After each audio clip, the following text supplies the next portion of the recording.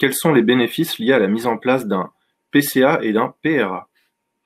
Alors, on est entre nous, donc je vais vous expliciter ces acronymes barbares, parce que bien souvent on n'ose pas demander, mais c'est quoi un PCA, c'est quoi un PRA? PCA, ça veut dire plan de continuité d'activité. PRA, c'est plan de reprise d'activité. Grosso modo, le premier vous permet de continuer votre activité essentielle, hein, quoi qu'il se passe, et le second vous permet de redémarrer votre activité essentielle. Pour la première, on pense souvent à une avarie de site principal avec un passage invisible vers le site backup, alors que pour la deuxième, on pense souvent à une destruction totale du premier site. Quelques-uns de ces cas sont l'inondation, l'incendie, ou simplement un bon vieux rançongiciel, qui est bien d'actualité ces temps-ci. Il y a un mot important dans les définitions que je viens de vous partager, de vous donner. C'est le mot essentiel. Et j'ai appuyé dessus en le disant. Qu'est-ce qui est essentiel pour vous? C'est à chaque entreprise de définir son cœur de métier et ses priorités. Lorsque nous sommes amenés à utiliser ces plans, c'est que nous sommes confrontés à une gestion de crise. Il ne sert alors à rien d'être trop gourmand et de tout vouloir, tout faire redémarrer tout de suite. Pourquoi? Parce que ça ne fonctionne pas. Si vous ne réussissez pas à gérer l'obsolescence de vos systèmes en 3 ans, n'espérez pas repartir de rien en une semaine.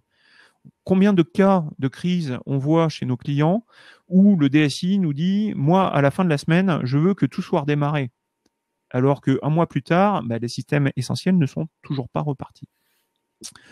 Si on prend le cas d'une usine de production, on peut penser que la chose primordiale, c'est bien les chaînes d'assemblage. Mais finalement, c'est les cartons qui s'entassent dans l'entrepôt. Pourquoi? Parce que le système d'impression ne fonctionne pas et qu'il est impossible pour le système de logistique d'envoyer ces cartons. Alors, dans ce cas-là, est-ce qu'il n'y aurait pas une priorité à revoir? Et oui, le diable se cache dans les détails et c'est pour cela qu'il ne faut pas faire cela et il ne faut pas faire face à une crise sans l'avoir préparée. Et c'est à cela que sert un plan de continuité d'activité, plan de reprise d'activité. Et pour être sûr que le plan se déroule sans accroc, pour citer une phrase célèbre, il faut le tester régulièrement et s'assurer que les acteurs concernés soient conscients de leur rôle et de leurs actions, que les sauvegardes soient cohérentes et disponibles, parce que faire une sauvegarde, c'est bien, s'assurer que la restauration fonctionnera, c'est mieux, que les temps de bascule sont réalistes et que chacun dispose des moyens nécessaires à sa tâche, que les fournisseurs essentiels soient prévenus et éventuellement votre assureur qui a peut-être prévu de vous donner un petit peu d'argent dans ces moments-là. Le PCA et le PRA permettent d'envisager le pire le plus sereinement possible, de passer un coup de bourre tout en permettant à l'entreprise de survivre dans un temps particulier.